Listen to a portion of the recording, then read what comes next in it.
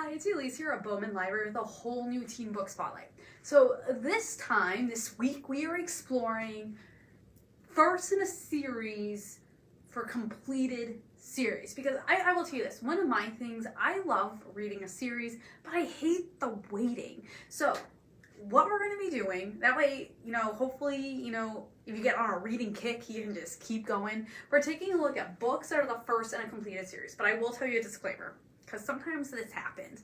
You think a series is completed, and the author decides, like, one more book, like, years later. So my disclaimer, as of current knowledge, it is a completed series. There's one we're going to talk about. The author literally just came up with a new one just a couple weeks ago.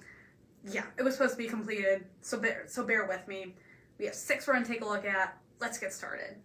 Our first one is Hush Hush. So high school sophomore Nora, she's just trying to graduate, getting a college scholarship, all while living with her widowed mother because her father had recently just been murdered.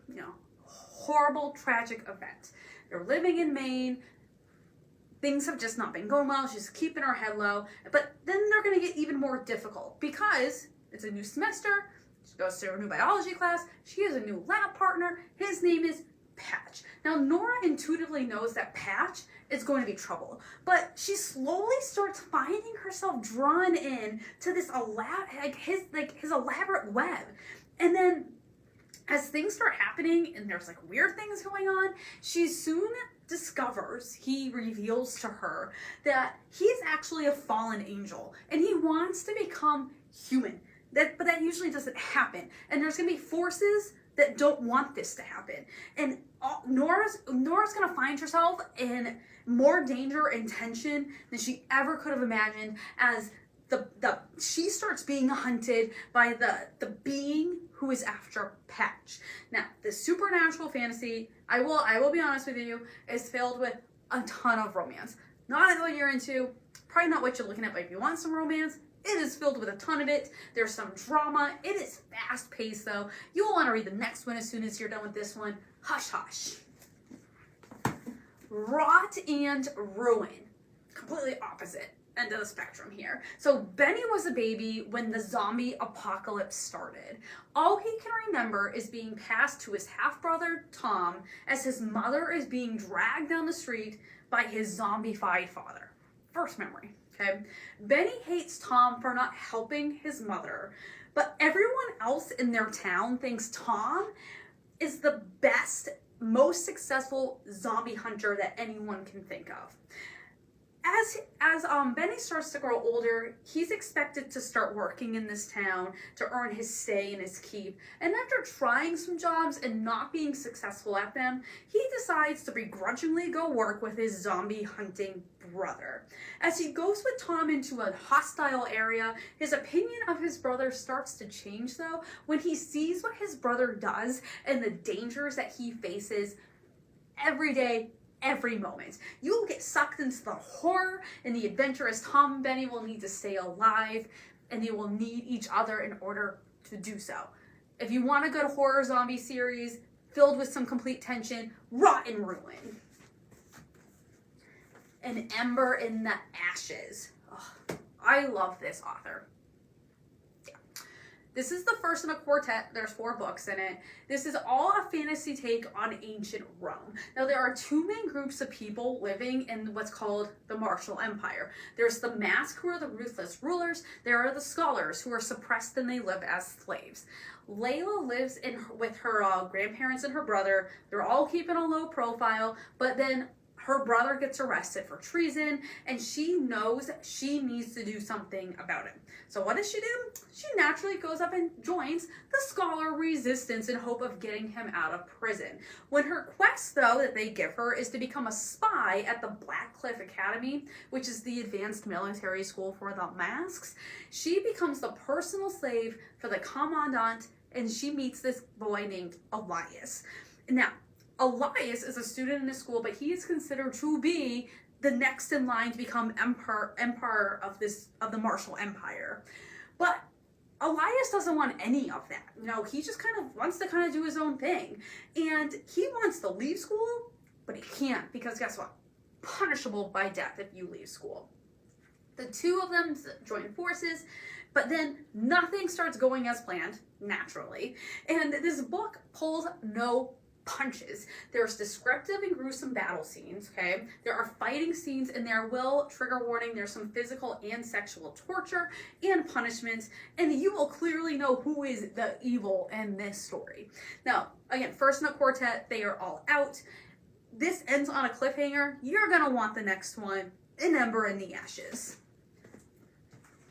City of Bones, okay? I will first by telling you this. If you have seen the movie, which came out a while ago, or you've watched the show, please don't judge this book. This book, love this book in this series. The movie, no, not so much. I will tell you that right now. City of Bones. Okay, this, 15-year-old Clary, she visits a nightclub one night, and she sees a murder take place. But no one else sees this take place, and when she starts talking about it, everyone thinks she's crazy, making stuff up. When she gets home, she finds her apartment has been ransacked and her mother is missing.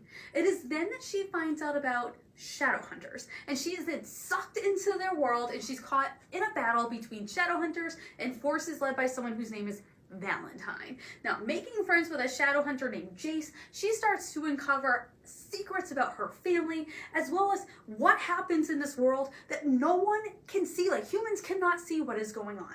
There's vampires, werewolves, fairies, angels, and more, and they all exist in this world together, and this adventure, suspenseful book will keep you turning the pages as fast as you can. This is the first in a 6-book series.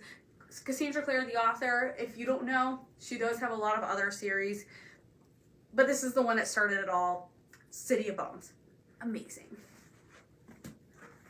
Another one that is to, like, this series, I will tell you this, Neil Shusterman just came out with a new book in this series. It was supposed to be a trilogy. Now there's a 4th one. Scythe,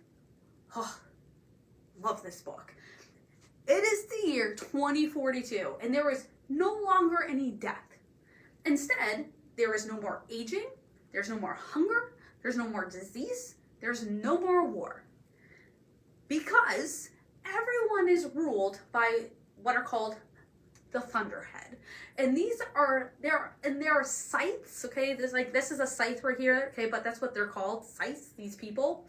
And they are individuals who can take a human life, and they are treated as royalty in this society. Now, when Teen Cetra and Rowan are chosen to become apprentice scythes, it is the last thing that they want to do. But they don't have a choice, and they find themselves paired together with Scythe Faraday, who is supposed to be their mentor. He's supposed to teach them. When he kills himself, though, Citra and Rowan find themselves separated, and they're given 2 different scythes.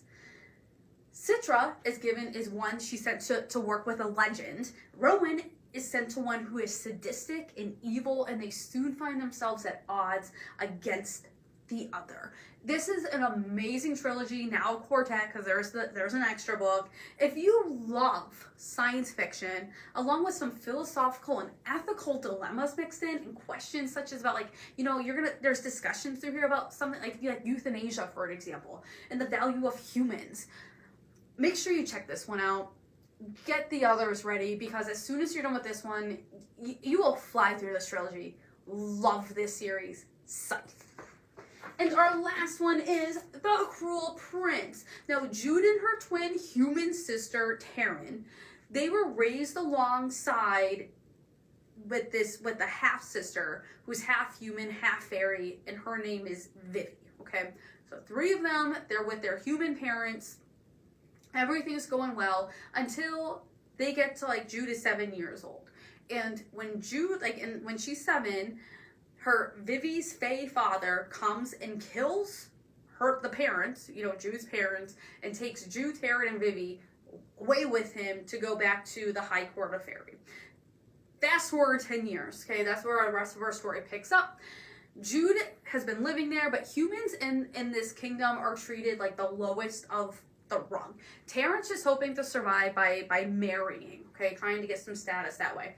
Jude, though, decides that she wants to get everyone's respect and attention because she decides she's going to become a knight, which is going to be way easier said than done. Wanting to prove herself, though, this was going to lead Jude to become entangled in this incredibly complicated, intricate political coup, and she soon finds herself at the center of a bloody coup with the goal of overthrowing Vivi's dad. First in a trilogy, you will be along in this complex and incredibly fun read with this strong female character that she's going to do what she needs to do to get the respect that she deserves. The Cruel Prince. So these are just 6 of books that we have. First in a completed Asterix series, okay? So, come on out. Check out one of these. Get your reading kick-started for 2023 if maybe you need a little to get you going, okay? Love these series. Highly recommend all of them. Come on out. They'll be here waiting for you to check out. I hope you tune back next week. We have a whole new Teen Book Spotlight, and I hope you have an amazing week.